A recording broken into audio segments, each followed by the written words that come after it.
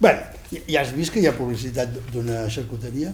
Sí, perquè és molt divertit. Si mires l'Instagram de Cal Carrer i tires avall, hi ha un salt, hi ha l'Instagram mateix de la xarcuteria, que posaven sobrassada, xoriço, porc... Però que ha plegat la xarcuteria? Sí. Ah, no ho vaig acabar de llegir. Sí, la xarcuteria va plegar i l'Antònia va crear l'editorial sobre les restes de la xarcuteria familiar. No va canviar l'Instagram, i l'Instagram hi ha un salt. Sí, una pausa d'un any i mig, i la següent foto ja és un llibre. Que ell era de la família, ja ho vaig entendre, però no vaig acabar-ho de llegir perquè no m'interessava. I llavors va decidir muntar aquesta editorial, que es diu Cal Carrer, com la xarcuteria de Terrassa, i s'ha dedicat a fer uns llibres amb un treball, podem dir-ho, quasi exquisit, d'aquestes editorials que van sortint ara amb un gust per editar bé, i el que l'editor vol editar i el que no vol editar no ho edita, i pim-pam. I ens ha regalat aquest 3 anys de Txékhov, que jo li vaig dir, escolta, però això és una novel·la. Diu, no. L'Andreu Barrios ha dit que Txékhov no va fer mai cap novel·la i per tant això s'ha de considerar un conte.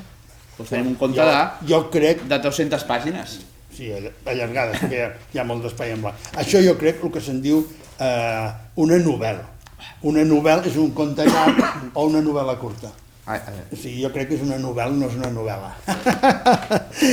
Ja m'agradaria que moltes novel·les fossin així de bones, així de concretes i així d'excepcionals com és aquesta novel·la de Txékhov. És quan agafes aquests clàssics eterns que arrossegat pel riu de novetats generalment no en mires, perquè l'important és lo nou, és el que es vendrà, això, i topes, entrebanques quasi bé amb aquest llibre i et trobes com es retraten, potser hi ha 20 personatges amb aquesta... I cada un és diferent. I hi ha figures excepcionals, a part dels protagonistes, el pare. El pare d'ell. Ah, i el d'ella. I el d'ella també, sí. Sí, no, el pare d'ell, Déu-n'hi-do. I els germans, Déu-n'hi-do. I la vida rural. I la vida de Moscou, el magatzem. I la vida de botiguer. Jo vaig trobar molt amb la vida de botiguer. Tu has dit que és la novel·la més trista que has llegit? Amb 40 anys, sí. 40 anys. Perquè és la pobresa humana, no econòmica, la mediocritat, la grisor. El que passa que està tan ben dibuixats. Els personatges són tan vius, són tan autèntics, és que... Els veus, eh? Sí. Els veus. Volia explicar una cosa. Quan Càtedra, els clàssics Càtedra, va arribar al número 500 de clàssics Càtedra, aquella col·lecció blanca, van editar un catàleg per regalar, així una mica maco. I al davant hi van posar un conte de Txékhov de 2 pàgines, que jo el vaig llegir, clar, que es llegeixen. Quina meravella!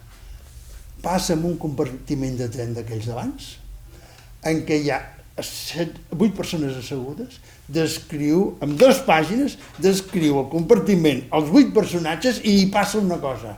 Era un conte amb 2 pàgines. Una meravella. Això, no, aquí no...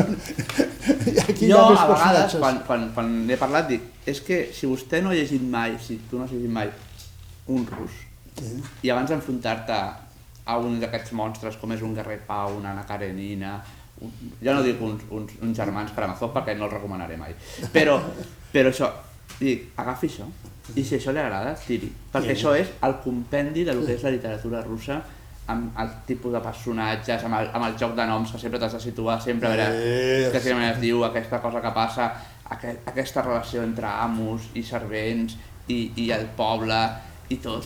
Els capellans hi surten, tots els mestres, hi surt tot, amb 200 pàgines però molt claretes, i surt tot, la vida resumida en aquest 3 anys. En aquest llarg hivern que estem encetant ara, del 2023, us recomanem 3 anys.